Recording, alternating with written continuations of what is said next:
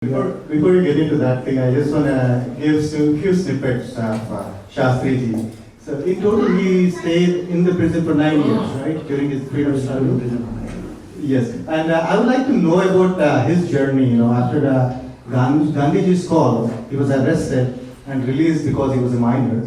So that was the story. But later on, he associated with the freedom movement, and he was working from Anand Bhavan under Nehruji's guidance, right? So how long did that tenure go, and how was that equation? Yeah, I'll do that, but let me come to Vedamante Kisan, like what is the background. And so actually, because Shastriji knew the ground situation, and he was also from a poor family, that he very quickly realized that if India has to emerge as a country which is recognized by the world, at that time it was not a developed country, it is recognized by the world as a force to reckon with. And therefore, he always felt, and very strongly so, that foremost it is necessary that we should be on our own feet, we should stand on our own feet.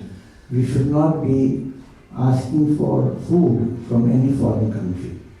And at that time, America had stopped giving wheat to India, and he appealed to the people of the country to miss a meal once in a week, and so that the shortage is taken care of. And he also appealed to the farmers that they must grow as much as possible, because he knew that unless, and therefore seeds of green revolution were sown initially by Shastriji when he became the Prime Minister. He realized that unless India is self-sufficient in food, India will not be recognized, will not be respected in the world. And then of course the Indo-Pak war happened, Pakistan attacked India, and when Pakistan attacked India, Shastriji ordered the forces, the army chief, the air force chief, and the naval chief to retaliate with full force and might. He gave a free hand, and our forces went up to Lahore.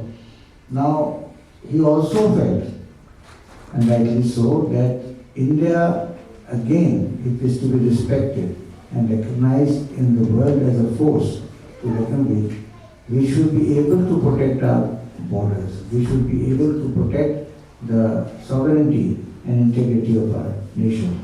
And it was in this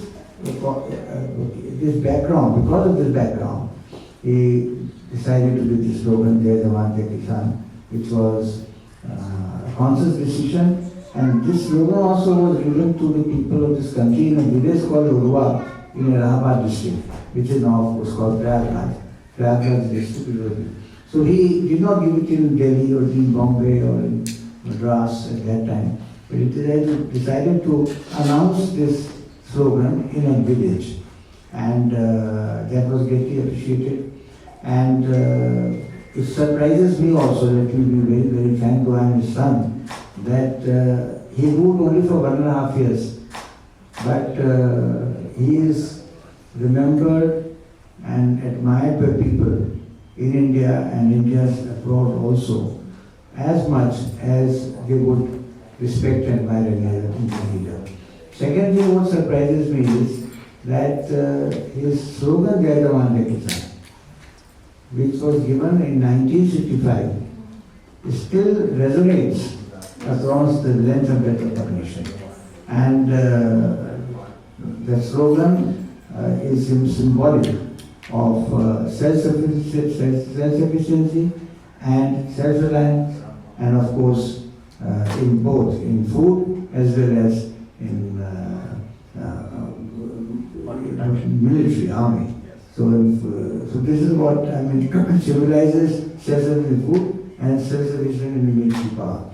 So that is how we don't take aid. We don't take any aid from any country for food.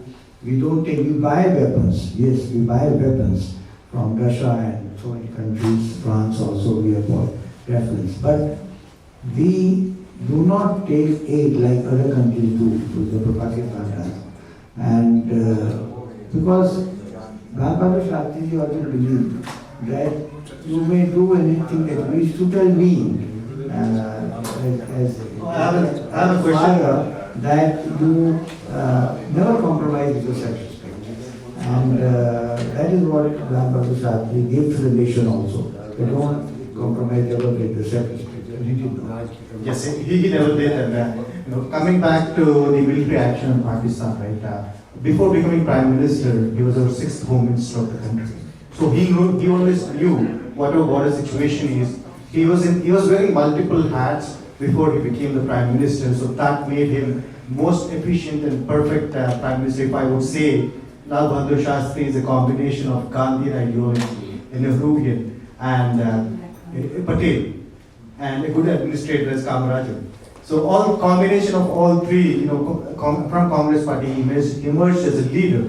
So just taking back to the Anand Bhavan journey of Lal Bahadur Shastri during independence struggle. I believe he was taking instructions and giving it to all the independent activists, right? So I would like to hear if you are aware of any part of the journey. Actually, Shastri, as I said, was born in Varanasi.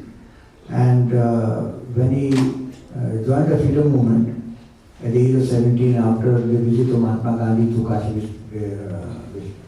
Kashi Vidyapith, and then the Congress headquarters used to be Allahabad, and the Congress working committees used to be held at Anand Bhavan, in Anand Bhavan. In fact, if you go to Anand Bhavan, you will see the room where Mahatma Gandhi used to stay.